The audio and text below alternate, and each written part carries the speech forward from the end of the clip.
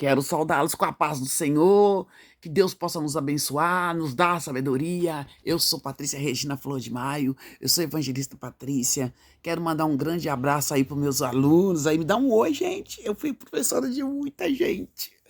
Ai, fiquei muito feliz quando eu encontrei com 4 ex-alunos meus no aquecimento para a Marcha para Jesus em Raposos, né?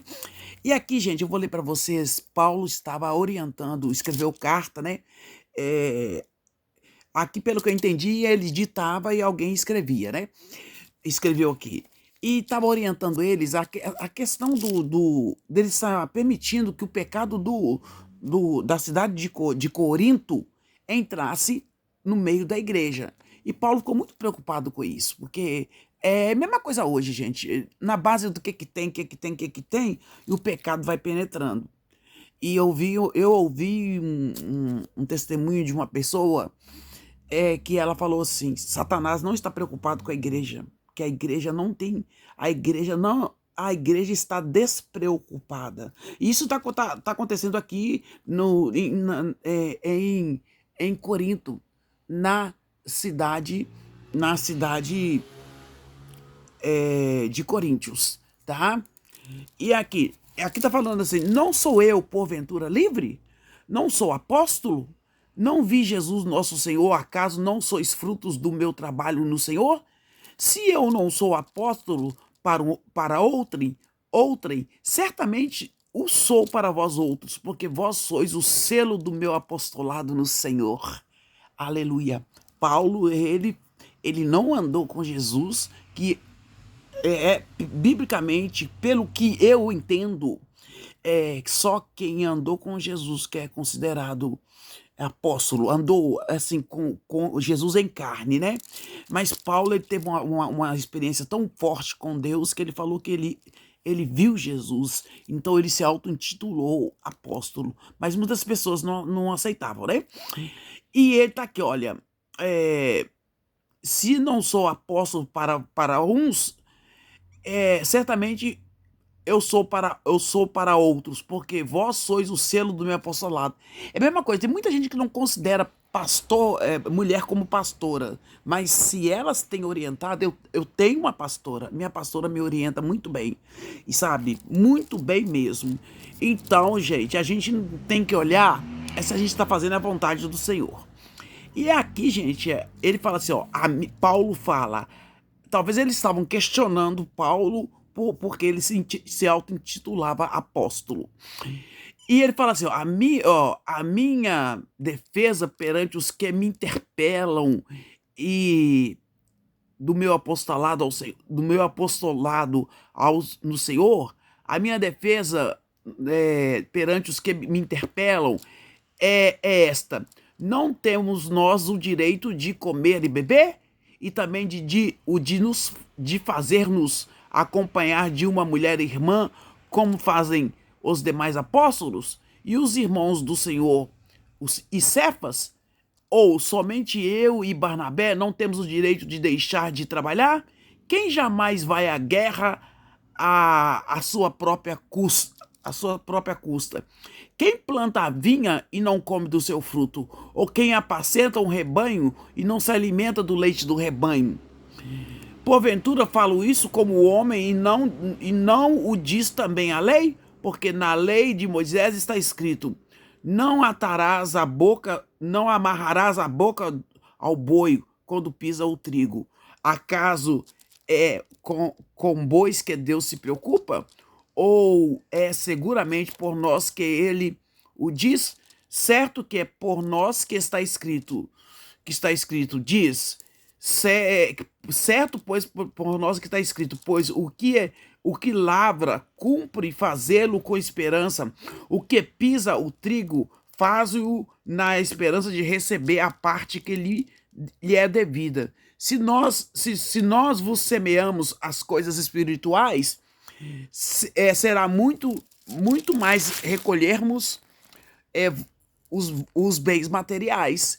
Então Paulo está falando assim, nós precisamos de ser sustentados por vocês, porque nós trabalhamos, nós temos direito sobre vós, nós temos, se os outros participam desse direito sobre vós, nós temos o nosso direito em maior medida, porque nós estamos pregando a palavra. Então Paulo aqui defende, né, o salário daquelas pessoas que pregam o evangelho. Eu também defendo, irmãos, só que é assim. A gente sabe que existem exploradores, mas existem pastores e pastoras muito direitos, muito comprometidos com a obra de Deus, e eles merecem o salário recebido.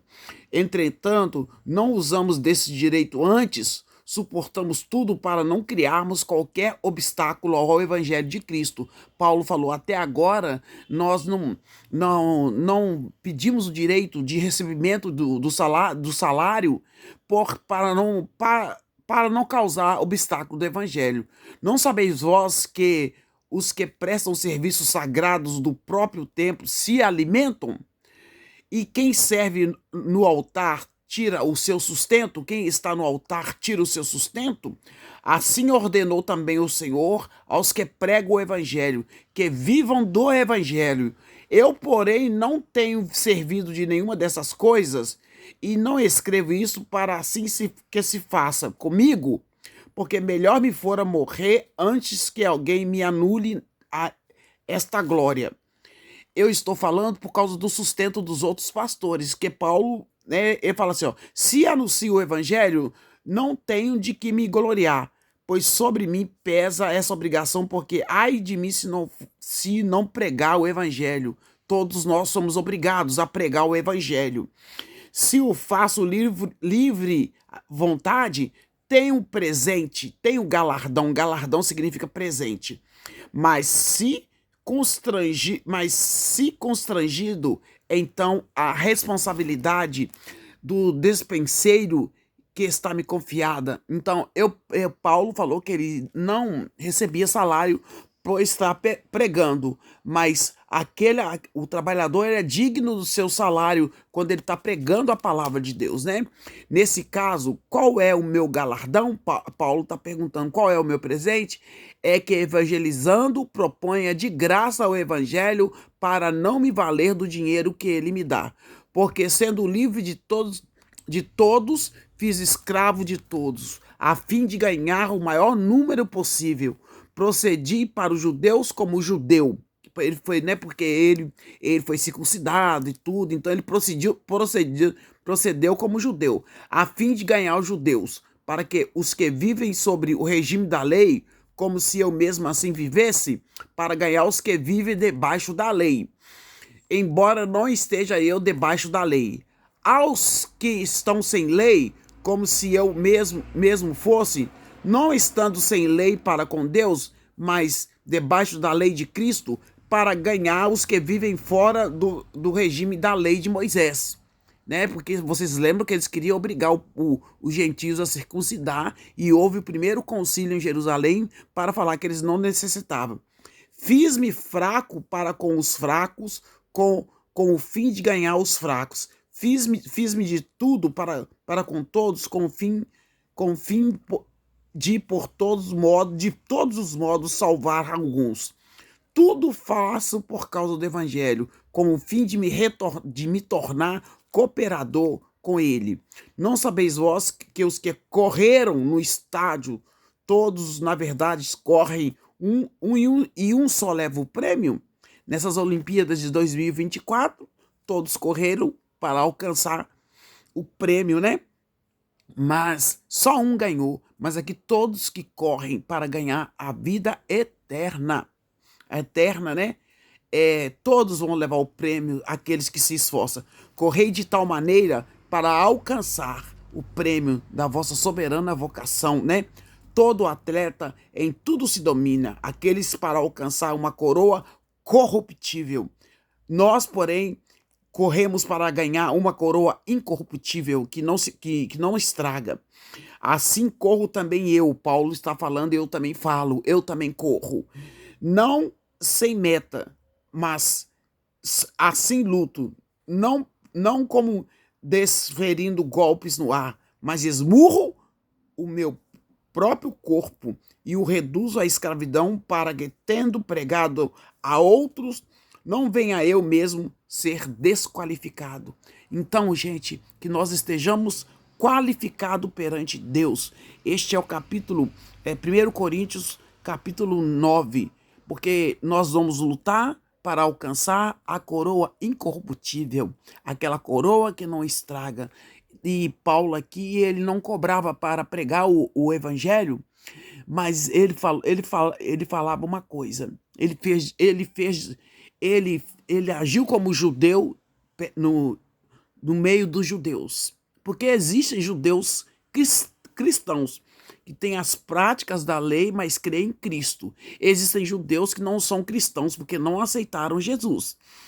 E nós gentios, os judeus queriam obrigar os gentios que confessavam Jesus como Salvador, a circuncidar. Aí houve o primeiro concílio em Jerusalém para decidir quanto aos gentios que estavam aceitando Jesus, confessando Jesus. Então eles chegaram a um acordo que não haveria necessidade de circuncidar os gentios, porque o maior estava acontecendo. Porque se valesse a pena circuncidar, não precisava de Jesus Cristo morrer na cruz do Calvário por nós. Então é o sangue de Jesus Cristo na cruz do Calvário. Tá?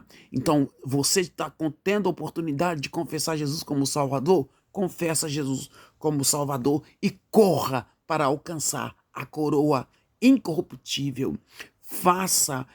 Prega o evangelho sem interesse financeiro, mas prega pregador. Este é o capítulo 9. Gratidão a Deus por esse capítulo. Amém?